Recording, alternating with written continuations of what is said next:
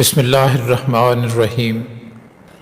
حضرت سیدہ فاطمہ الزہرا رضی اللہ عنہا کے پڑوس میں ایک یہودی رہتا تھا جو دین اسلام کا سخت دشمن تھا۔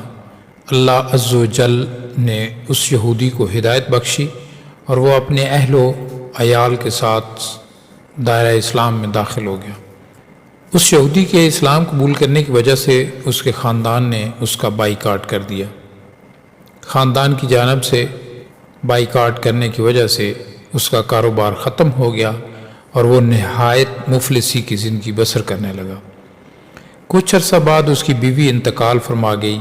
چونکہ اس کے خاندان والوں نے اس کا بائیکاٹ کر رکھا تھا، اس لیے اس کے گھر میں اس کی بیوی کی میت پڑی تھی اور کوئی غسل دینے والا نہ تھا۔